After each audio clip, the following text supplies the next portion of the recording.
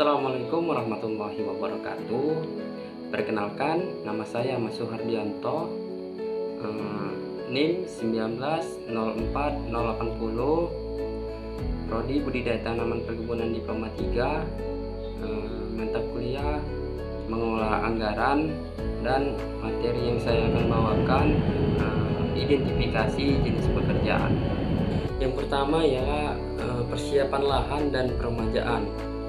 Replanting adalah kegiatan peremajaan kelapa sawit dengan cara mengganti tanaman yang sudah tua dengan tanaman yang baru.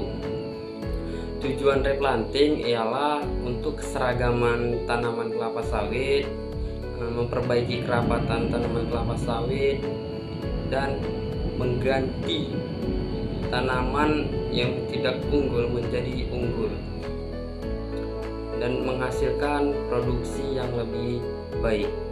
Adapun persyaratan tanaman kelapa sawit yang masuk ke dalam program replanting ialah yang pertama itu umur tanaman 25 sampai 30 tahun. Satuan pokok per hektar kurang dari 100 pokok per hektar. Produksi kurang dari 15 ton per hektar per tahun. Dan yang terakhir, tingginya serangan hama dan penyakit. Adapun pelaksanaan dalam replanting ialah yang pertama itu sensus bertujuan untuk mengetahui jumlah pokok tanaman kelapa sawit, kondisi tanaman, dan kondisi fisik lahan yang akan direplanting. Kemudian ada tumbang pokok kelapa sawit, ada chipping, ripping, pemancangan. Dan di pemancangan ini ada terbagi menjadi 3. Yang pertama itu pemancangan rumput, pemancangan rintis, dan pemancangan kepala. Setelah pemancangan ada namanya kegiatan pembuatan lubang tanam. Pembuatan lubang tanam ini dilakukan secara mekanis menggunakan hole digger dengan ukuran 60 x 60 x 60 cm. Dan ukuran tersebut bisa menyesuaikan sesuai perusahaan. Kemudian ada namanya penanaman kelapa sawit. Penanaman kelapa sawit yang sebelumnya bibit kelapa sawit diecer terlebih dahulu ke blok-blok yang akan ditanam. Kemudian setelah diecer, masukkan pupuk RP ataupun pupuk fosfat. Kemudian sobek polybag dan masukkan bibit kelapa sawit tersebut. Terus ada kegiatan pembuatan drainase, kemudian pembuatan rorak jika perlu untuk menampung air, dan yang terakhir adalah penanaman LCC. Kemudian kita masuk ke pembibitan kelapa sawit. Pembibitan kelapa sawit terbagi menjadi 2 bagian. Yang pertama pembibitan pre-nursery, dan yang kedua pembibitan main nursery. Dalam pembibitan pre-nursery ini dalam jangka waktu 0 sampai 3 bulan, dan untuk main nursery-nya dari 4 bulan sampai ke 12 bulan. Pada kegiatan pre-nursery ini perlu kita persiapkan persiapan lahan, persiapan areal, kemudian persiapan media tanam, kemudian persiapan bedengan. Kemudian yang akan kita lakukan ialah penanaman kecambah. Setelah penanaman kecambah akan kita lakukan pemupukan, penyiraman, dan perawatan gulma.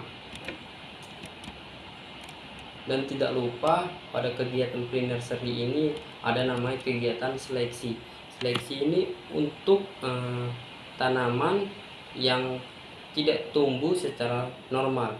Jadi tanaman yang tidak normal ataupun tanaman abnormal akan dimusnahkan. Kemudian kita masuk ke pembibitan main nursery. Pembibitan main nursery ini berlangsung pada 4 bulan sampai ke 12 bulan. Jadi pada tanaman main nursery hampir sama dengan pre-nursery. Jadi di sini ada juga penyiraman, pemupukan, pengendalian gulma, pengendalian hama dan penyakit. Kemudian untuk seleksinya sama juga, ada untuk tanaman yang tidak efektif tumbuhnya, tidak normal tumbuhnya, akan diseleksi lagi. Kemudian setelah tanaman berumur 12 bulan dan tanaman siap untuk dipindahkan ke lapangan. Sebelum tanaman dipindahkan ke lapangan, bibit kelapa sawit seminggu sebelum dipindahkan ke lapangan akan dilakukan pemutusan akar-akar, ataupun untuk polybagnya bisa diputar, lalu kemudian pemangkasan pelepah tanaman kelapa sawit agar tidak terlalu tinggi. Lalu ada namanya pengikatan tanaman kelapa sawit atau pengikat pelepahnya. Oke, baik, kemudian kita lanjut ke pemeliharaan TBM. Untuk pemeliharaan TBM ini ada namanya pengendalian gulma. Pengendalian gulma terbagi menjadi dua. Ada pengendalian gulma secara manual dan ada pengendalian gulma secara mekanis. Untuk pengendalian gulma secara manual ialah dengan cara mencungkil atau mencangkolnya. Kemudian untuk pengendalian gulma secara mekanis ialah dengan cara knapsack sprayer, dengan menyemprotkannya pada gulma-gulma yang ada di piringan dan di rintis. Kemudian ada namanya pemupukan kelapa sawit. Untuk pemupukan ini dilakukan dengan cara manual, dengan cara menebarnya ke sekeliling pokok tersebut. Kemudian masuk ke pengendalian hama dan penyakit. Untuk tanaman TBM ini pengendalian hamanya itu ada juga dia pengendalian hama ulat, kemudian ada juga pengendalian hama oryctes. Untuk pengendalian hama oryctes dilakukan dengan cara menyemprotkan ke tajuk tanaman kelapa sawit ataupun ke tunas yang baru muncul.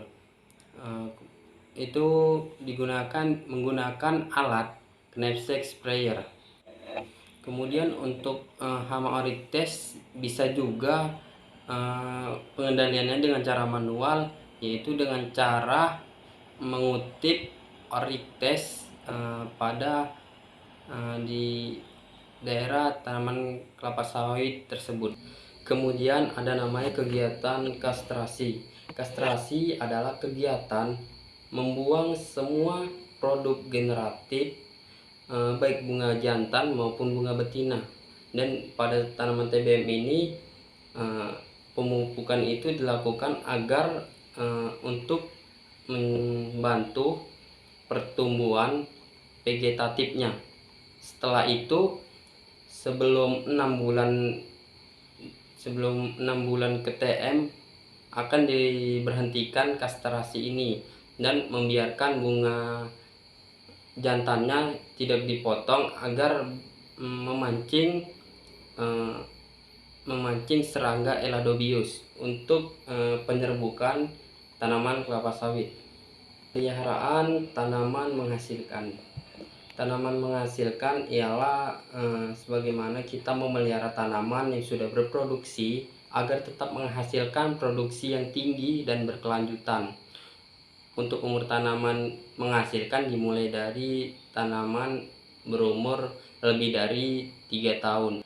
Adapun untuk kegiatan di tanaman menghasilkan ini ialah yang pertama itu ada yang namanya pengendalian gulma dengan cara micron herbi dan knapsack sprayer. Kemudian ada pemupukan secara manual maupun secara mekanis. Kemudian ada namanya tunas pokok, pengendalian, dan terakhir adalah pengendalian hama dan penyakit. Kemudian yang terakhir adalah panen kelapa sawit. Panen kelapa sawit adalah kegiatan memotong tandan kelapa sawit, kemudian memotong pelepah dan mengutip brondolan serta mengangkut brondolan dan TBS sampai ke pabrik kelapa sawit.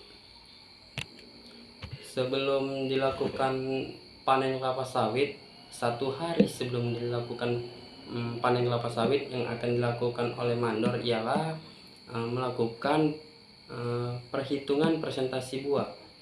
Di sini bertujuan untuk mengetahui jumlah buah yang akan dipanen untuk esok harinya dan berapa kebutuhan pekerja panen yang akan dibutuhkan.